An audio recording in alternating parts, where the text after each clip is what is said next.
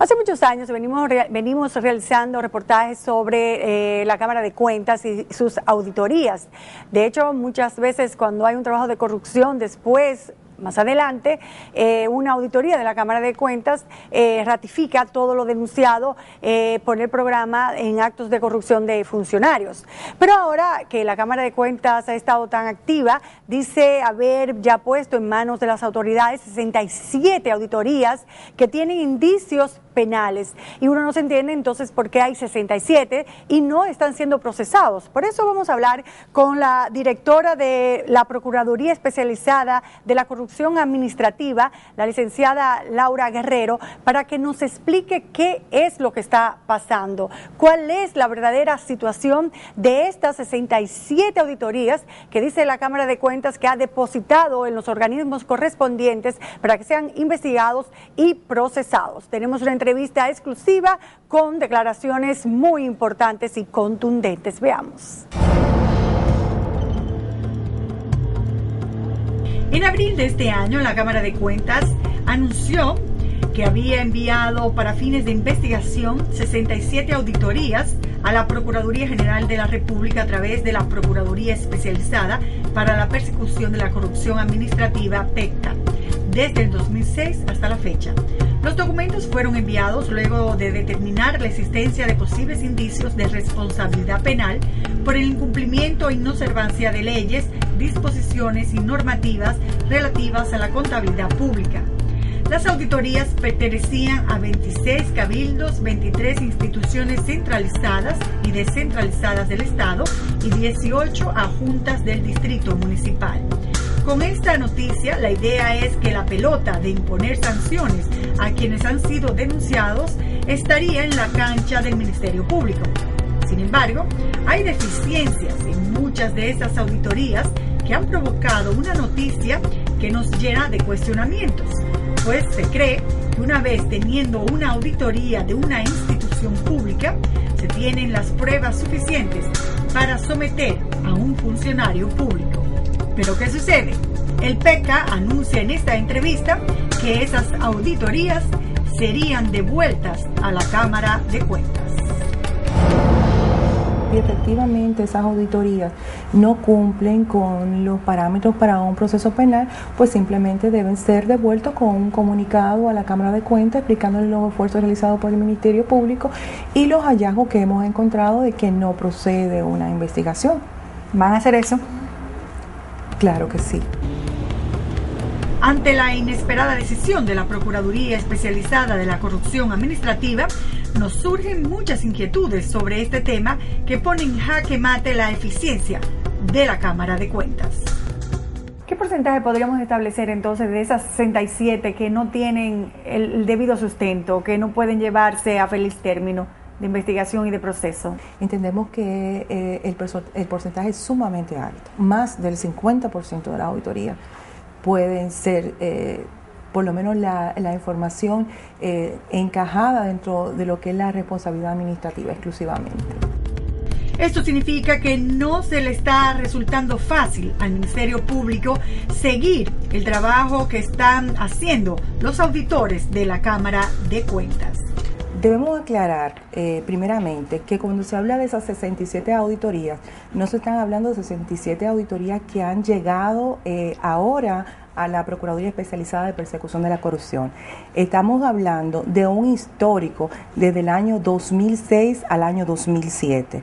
Es decir, esa es la labor que han desarrollado las últimas 3 gestiones de la Cámara de Cuentas. Eso es importante señalarlo.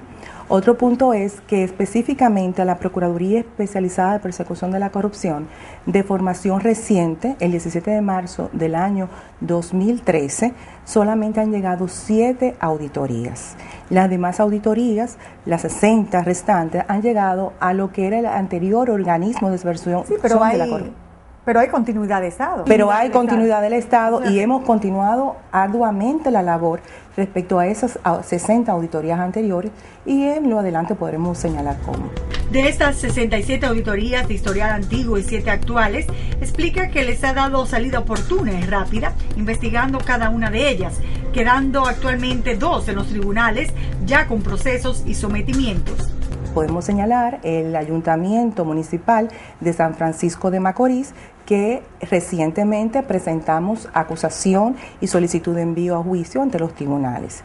El caso de Las Terrenas, que actualmente el alcalde se encuentra guardando arresto por un proceso del año 2013. Pero no solo han llevado procesos a los tribunales, sino que también han logrado sentencias condenatorias. Y podemos señalar el Ayuntamiento Municipal de Los Alcarrizos, el Ayuntamiento Municipal de Villa Altagracia, el Ayuntamiento Municipal de San José de Ocoa y la Junta Distrital de Villa Elisa. Asimismo, podemos exhibir también en audiencia preliminar en tribunales la continuidad de importantes procesos, como el proceso de seguro médico para maestros del SEMA. ¿Eso tuvo como base una auditoría también? Tuvo como base una auditoría. Podemos también presentar el caso del Instituto Nacional de Recursos Hidráulicos, del INDRI, que también está conociéndose en el primer juzgado de instrucción el acta de la acusación. Y el caso reciente también de la Junta Distrital de Cabarete. ¿Cuáles son los principales escollos que se han encontrado en estas auditorías para que ustedes puedan procesarlas? Uno de los principales escollos que hemos encontrado ha sido que esas auditorías eminentemente lo que hace es hacer unos levantamientos administrativos, una serie de informaciones descriptivas y realmente no tienen ningún elemento conclusivo a la hora de establecer los indicios de responsabilidad penal. Esto sí, porque son auditorías financieras de gestión que lo que hacen es establecer que lo ejecutado fue conforme a lo presupuestado y evidenciar si existen algunas faltas dentro de lo que es la gestión y las normas de contabilidad. No son auditorías que realmente van enfocadas a los aspectos forenses de una investigación penal. ¿Por qué establecen ellos 67 auditorías que pueden ser penales? Porque ellos interpretan que algunos hallazgos pudieran ser violaciones a leyes que ellos entienden que son leyes penales. Terminan siendo faltas administrativas, porque en la mayoría de los casos las auditorías son hechas a periodos de años atrás. Por ejemplo, la magistrada Guerrero establece que le llegan expedientes hasta del 2008 y cuando se trasladan al lugar de los hechos, ya las pruebas están guardadas, distraídas y no tienen su efecto inmediato ni dan certeza de la violación que se acusa. Otros casos es que se auditan diversas gestiones al mismo tiempo y no se hace una individualización de la responsabilidad de cada uno de los operadores y de los incumbentes. Otro viene de la parte que tiene que ver con las observaciones que deben ser los organismos auditados y los incumbentes. Resulta que luego de hacer una auditoría se prepara un informe preliminar. Ese informe preliminar debe ser notificado al organismo, al incumbente del organismo, para que haga las debidas réplicas y observaciones. Muchas veces los organismos no la hacen, otras veces la hacen y no presentan los soportes pertinentes y otras veces simplemente la Cámara de Cuentas no los acredita.